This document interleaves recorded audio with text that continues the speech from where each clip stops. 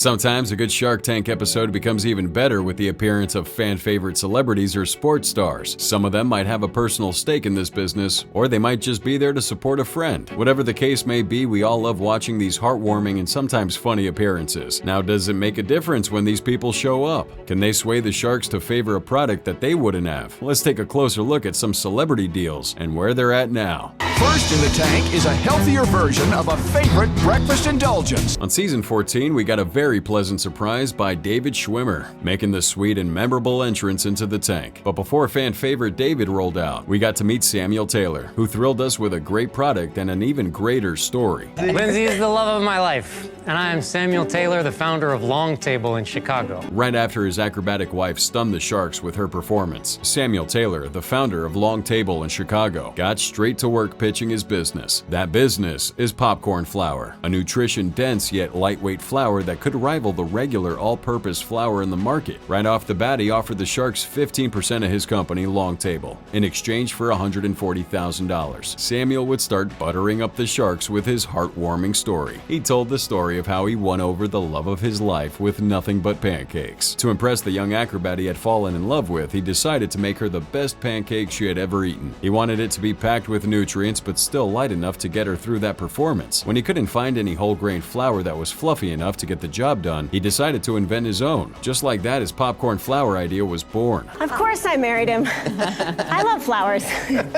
Samuel explains how his popcorn flour is a new twist on an heirloom whole grain. He also assured the Sharks that his flour makes the lightest whole grain pancakes in the world. He would also introduce his farm-to-table clean label pancake mixes. But of course, the Sharks weren't going to just take his word for it, so Samuel knew better than to not come prepared. The Sharks were treated to tasty pancakes sampled from his brand, and as they dug in, interestingly, they had nothing but good things to say about the pancakes. It's very interesting. It tastes popcorny-ish. Even guest shark Gwyneth Paltrow was impressed. However, some would argue that she was even more impressed by David Schwimmer, who made an appearance in the tank just to support his friend Samuel. I'm here, obviously, because I think these pancake and waffle mixes are hands down the best I've ever had, and I make these waffles for my daughter every weekend. David goes on to emphasize that he's not an investor in the company and also stood to gain nothing from the company's success. David was simply happy to go on about a product he loved and support a friend while at it. Now, David briefly went on for about how he met Samuel, and then he disappeared backstage, leaving Samuel alone with the Sharks once more. Kevin O'Leary couldn't wait to get the ball rolling as he immediately asked Samuel to get down to specifics. Sam then explains that he sells a bag of that flour for $11.25 at a cost price of $3.10 per unit. Barbara points out that his product costs considerably more than those of his competitors, which puts him at the top end of the market. But before Sam can respond to that, Kevin O'Leary brings up the topic of sales. It turns out that between 2015 and 19, Samuel's company had made $250,000 in sales. He estimated that to be about $20,000 a year in sales. The Sharks don't look impressed with this, but they press on. When asked about distribution, Sam emphasized that his company already supplies about 20 independent grocery stores within Chicago. The bulk of his business, which is around 70%, has been directed to consumers. Now, this is when Sam hit his first bump in the road. Having 70% of your business getting directly to your consumers got the attention of the Sharks. It did sound impressive, and they imagined that social media was the medium behind such a feat. So you're selling online? Yeah, just on our website. We're not on Amazon. We're not on any of the bigger players. So you've done any work on social? But Samuel's lack of social media skills became an issue, and you could just tell that none of the Sharks were having it. Lori was the first to deal the hard blow. She admired Samuel's product and the story behind its invention, but these weren't enough reasons to get behind that product, so she regrettably opted out. For Barbara, she ultimately didn't like that Long Table had a slow start in business. She explained she would prefer to invest in something with a more impressive trajectory, because then she would have more confidence it would hit its profit goals. And with that, Barbara Cochran was out as well. Gwyneth countered Barbara's stance for a moment. Also, being an actor who transitioned into business, she has an understanding as to why Long Table Company wasn't an instant success. But despite her respect for Sam and his somewhat rocky business journey, she chooses not to make a deal. In her own words, the beautiful business is just too small for her at that moment, and she wishes him luck going forward. Mark Cuban was next. His fundamental issue with the business was that, over time, Sam has put his company's mission ahead of his product. Because of his mission first, product second model, Mark Cuban was out. Sam's last chance at a shark investment was Kevin. Kevin was impressed with the fact that the company was already in in line with the rising trend of a diet change in America. Being a part of that change movement himself, this was something he could get behind. However, just believing in what the flour and pancakes were all about wasn't enough for him. The social media element was a very crucial thing for him, and its absence was something Kevin couldn't get past. His advice? Samuel Tyler has a beautiful story behind his product. He should take that story and tell it every day via social media, and watch his sales go from thousands to millions. With that, all the sharks were out. I didn't get a deal today,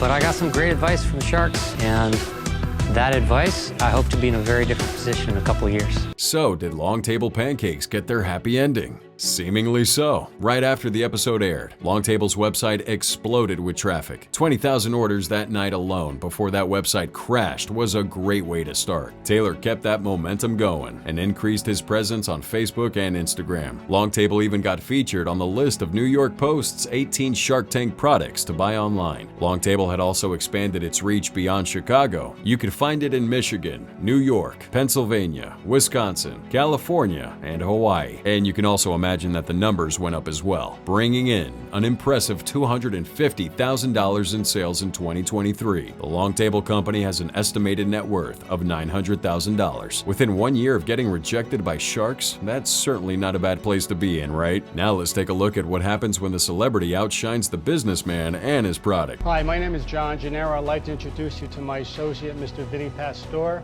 celebrity star of HBO series Sopranos. Way back in the 4th episode of Season 2, John Gennaro introduced his celebrity business associate, Vinny Pastore, to the Sharks. Both Gennaro and Pastore step into the tank offering $50,000 for a 20% stake in Broccoli Wad. They hope that this deal would captivate the Sharks to bolster their case. Pastore takes on the Italian mafia boss on-screen persona he's known for and elaborates on their product. Now, most guys carry their money in a wallet, but wise guys carry their money in a wad like this. Ladies and gentlemen, this is the Broccoli Wad. Gennaro shared how he learned about his phenomenon from a book recounting an FBI agent's infiltration into the New York mob. Gennaro shared how he learned about this phenomenon from a book recounting an FBI agent's infiltration of the New York Mafia. The book would show how wise guys, in quote, used broccoli rubber bands instead of wallets. Intrigued, the samples begin circulating amongst the sharks. At this point, Pastore admits that he initially doubted this idea, but eventually recognized its potential. Robert Herjavec, while fond of Pastore, doubts the Broccoli Wad's uniqueness. To him, it's just a rubber band with metal. As such, it's not worth the $250,000 valuation. Barbara Cochran concurs, deeming it's the worst idea she encountered on the show. You know, I think you're both totally nuts. So Barbara was out, but the duo remained unfazed. They were of the opinion that women may not grasp the concept, as they don't often use wallets. There was a bit of back and forth on the product's usefulness, and at some point during this debate, Jeff Foxworthy shares his struggle with bulky wallets and found the Broccoli Wad appealing. Kevin jumps in, clearly more concerned about their sales strategy. They said that the wads come in 4-band packs priced at $10 to $15 each. Damon then raises that question of how much has already gone into the business. He's taken aback to learn that Gennaro has already invested $200,000. How much do you have invested in this company? I already have about $200,000 into it. Gennaro explains that the aim was to utilize their investments for TV commercials. He also believed a little advertising expertise from the Sharks wouldn't hurt. This nicely segues into an all-consuming flaw with how the product has been branded so far. The Sharks are curious why Vinny's face isn't on the packaging, considering he's the company's celebrity face and spokesperson. Now Barbara likes this suggestion, saying that she would reconsider if they rebranded the company as the Vinny Wad. Vinny Pastore, on the other hand, is uncertain about his long-term commitment due to unforeseen problems like insufficient pay. Kevin O'Leary then exits the tank. Jeff Foxworthy and Damon John also bowed out without making offers. This is when the unexpected happens. Barbara jumps right back in and retracts her exit. I'm gonna make a deal for you, Vinny. Much to Gennaro's surprise, Barbara proposes a deal aimed at Pastore. Rather than the $50,000 for 20% equity, she proposed to hand over $50,000 now for 40% ownership. Out of that 40, she'll give Vinny 20 to ensure his long-term interest as his image graces the packaging. Pastore swiftly accepts that deal. Robert is stunned and has no counteroffer to match it. The deal ends with a reluctant John Gennaro accepting Barbara's deal. Do you accept the deal?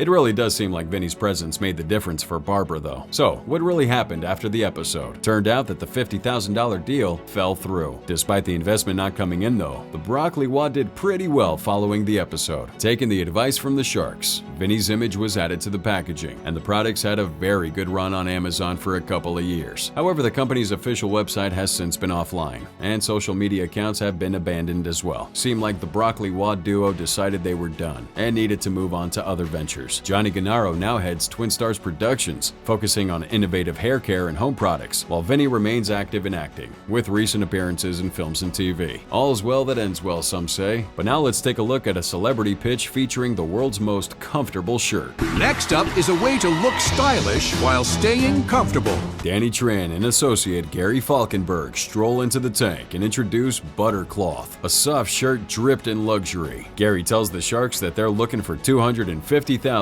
in exchange for 10%. Danny seizes the spotlight, explaining how he always disliked the stiff and scratchy nature of dress shirts. It was this that set the ball rolling for his idea to make shirts that feel very close to more comfortable t-shirts. That's why I invented Buttercloth. The shirt that makes you feel like you are wearing your favorite t-shirt, but still look like you are fully employed. Buttercloth is crafted from sustainable, all-natural, long-fiber cotton. They could have gone on and on about specifics, but these two bring out Meta World Peace instead. Turns out Meta's their long-fiber in-house scientist, always on standby to test that every shirt maintains a 6-way stretch and breathability. Meta goes on to demonstrate with an impressive dunk. In his own words, "It's not every day that you could see a dunk like that and in a shirt like this." To further impress the Sharks, Gary quickly asserts that Buttercloth feels like you're wrapped in a hammock in the Caribbean under a palm tree, but looks like you're given a keynote at NASA. The Sharks were really impressed with the bubbly pitch, but even more so when Meta handed out a t-shirt to each one so they could actually feel the texture. You gotta feel it to believe it. Give me 1 second. You have a very good model. Then Kevin O'Leary inquires about their collaboration and how such an eclectic group came together. It was interesting to learn Meta and Gary shared marketing backgrounds, where Danny's journey traced back to his upbringing in Vietnam, where his parents ran a tailoring shop. Despite parental pressure to pursue law or medicine for financial stability, Danny pursued his passion for fashion, attending fashion school and later delving into the industry. I want you to be a lawyer or a doctor, but my dream is want to come America to be a fashion designer. The heartwarming story was met with more questions from the Sharks. They would ask about the shirt's design, materials, and logistical aspects. Danny reveals pricing strategies, with the shirts retailing for about $100, and how they were primarily sold online. The customer acquisition cost set at $40 per customer seemed to tick off the Sharks, but they were back on board when the two explained the manageable production cost of $20 per shirt. This, of course, makes room for reasonable margins. Within 7 months of launching, Buttercloth has generated over $500,000 in sales. This showed sustained growth and was a number that the Sharks were pleased with. Everything seemed like a slam dunk up until Robert probed about the purpose of a potential Shark Tank investment. Gary outlines his vision, asserting that 2/3 of it will be set aside for additional inventory and about 1/3 of it will go towards additional marketing. Kevin O'Leary drops some valuable advice. He says it would be more profitable if the business brings its marketing in-house, and he also recommended bringing in people who specialize in reducing customer acquisition costs. With that advice, Kevin O'Leary drops out of the deal. Mark Cuban then advocates that more funds be allocated to advertising over inventory, and in a similar fashion, this advice prompts his exit. Lori Greiner briefly explains how she already dabbles in the clothing business, but it wouldn't be fair to jump into Buttercloth as she's already very occupied with other businesses on hand. And for this, she pulls out as well. Guest Shark Charles Barkley echoed his sentiments and chose to opt out simply because he barely feels interested in fashion-related investments. Robert Herjavec, the lone remaining Shark, extended an offer to Buttercloth. He offered him $250,000, but not for the 10% equity. Now, Robert loves this business, and being an immigrant himself, he resonates with Danny's story as well. But he did recognize a great risk, and he confirms that he can bring people into Buttercloth to help with the marketing angle. All this for a 25% equity. Danny counters with 20%, but Robert stands firm. I accept your offer, Robert. Congratulations, Dad. Ultimately, Danny accepts Robert's offer. With that $250,000, do you think Danny went on to live the American dream? Let's find out. Looking for a Buttercloth update, you'd be pleased to find that the company's success is evident. After the episode, they grew in popularity. In an update segment that aired the following season, fans got to learn that Buttercloth had made a whopping $3 million in sales and sold over 30,000 shirts in only 7 months. With estimated annual revenue surpassing $5 million, Buttercloth is doing just fine. They've since diversified a bit, introducing women's shirts, men's sweaters, outerwear, and underwear. Ha! We do love a happy ending, don't you?